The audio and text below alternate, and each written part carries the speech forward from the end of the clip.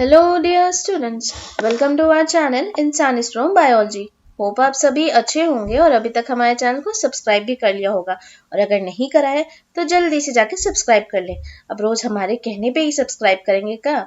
और सब सब्सक्राइब करेंगे, लाइक नहीं करेंगे, ये तो बहुत ही गलत बात है। तो जल्दी से लाइक भी कर दीजिए।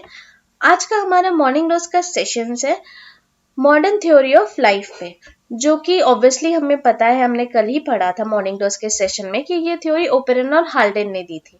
ठीक है, बट उन्होंने वो थ्योरी दी थी, एक्सपेरिमेंटली प्रूफ उसको यूरे मिलर ने करा था, और उसके साथ ही और भी सभी साइंटिस्ट थे जिन्होंने पूरा और इलेबोरेटेड वे में बताया कि एक्चुअली वो कैसे हुआ होगा।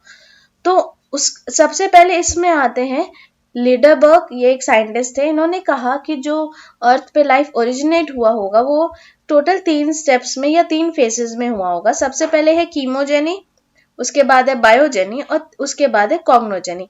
कीमोजेनी यानी कि केमिकल इवोल्यूशन के नाम से भी हम इसको जानते हैं। यहाँ पे हम ये पढ़ते हैं कि कैसे एटॉमिक फेज से या एटम्स से कैसे कोई एक पहला लाइफ फॉर्म बना होगा, और जो पहला लाइफ फॉर्म बना होगा वो हम बायोजेनी में पढ़ते हैं। और वो पहला लाइफ फॉर्म कैसे इवॉल्व हुआ होगा, बाकी सभी जो अभी कॉम्प्लेक्स ऑर्गेनिजम्स हैं उनमें कैसे वो इवॉल्व हुआ होगा, वो हम कॉग्नोजेनी के अंदर पढ़ेंगे। तो यहाँ पे ये जो डायग्राम आपको दिख रहा है ये बताना चाहता है कि सबसे पहले अर्थ पे केमिकल इवोल्यूशन हुआ होगा, यानी कि जो भी एटम्स उस समय प्रेजेंट होंगे या जो भी मॉलिक्यूल्स प्रेजेंट होंगे वो साथ में पहले किसी तरह से एक पर्टिकुलर मैनर में कंबाइन हुए होंगे, जिसकी वजह से हमारा डीएनए बना होगा, अमीनो एसिड बना होगा, न्यूक्लिक एसिड बना होगा। तो इस तरह से वो कंबाइन होके फिर कोई एक पहला सेल जैसा कुछ स्ट्रक्चर बना होगा, जो कि हम अलग अलग नाम से जाते हैं, चाहे वो कोएसरवेट हो चाहे वो माइक्रोस्फेयर हो। अब ये दोनों टर्म कौन से साइंटिस्ट ने दिए थे, अगर आपने हमसे पढ़ा है तो जल्दी से जाके कमेंट सेक्शन में बता दीजिए। नहीं पढ़ा है तो दोबारा से जाके वीडियो देखिए, क्योंकि बहुत गलत बात है अगर आप पूरे वीडियोस ढंग से नहीं देख रहे हो तो उसके बाद वो आता है फिर बायोलॉजिकल इवोल्यूशन में। नेक्स्ट, अगर आज मैं इसको बहुत ज्यादा डिटेल में डिस्कस नहीं करूंगी, क्योंकि हमारा यहाँ पे मेन मकसद ही यही है कि हम मॉर्निंग डोज के सेशंस छोटे बनाएं जिससे आप कम टाइम में देख सके और रिवीजन के टाइम पे आपके लिए हेल्पफुल हो। तो यहाँ पे कीमोजेनी मैं थोड़ा सा आपको बता दे रही हूँ, डिटेल में हम आगे डिस्कस करेंगे कल के वीडियो में और आने वाले वीडियोस में। कीमोजेनी की अगर हम बात करें तो ये टोटल 4 पार्ट्स में डिवाइडेड है।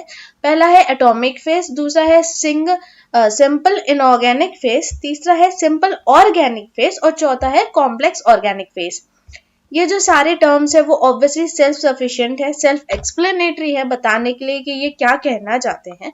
तो केमिकल इवोल्यूशन में जैसे कि मैंने कहा कि हम ये पढ़ते हैं कि पहले जो एटम्स या मॉलिक्यूल्स प्रेजेंट थे अर्थ पे वो कैसे धीरे धीरे कंबाइन हुए होंगे।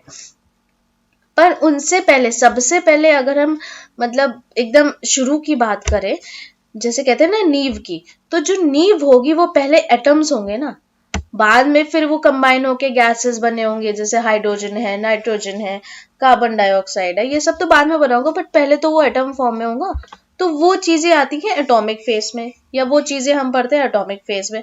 फिर उसके बाद यूवी रेडिएशन की वजह से या किसी रेडियो एक्टिव मटेरियल की वजह से जो कि उस समय अर्थ क्रस्ट पे प्रेजेंट होगा, या लाइटनिंग की वजह से, इन सभी रीजन की वजह से हो सकता है उनमें आपस में कुछ रिएक्शन हुआ हो जिसकी वजह से वो मॉलिक्यूल्स कंबाइन हुए होंगे और उन्होंने फिर गैसेस बनाई होंगी, जैसे हाइड्रोजन गैस है, नाइट्रोजन अमोनिया है, कार्बन डाइऑक्साइड है, ये सब बनाया होगा।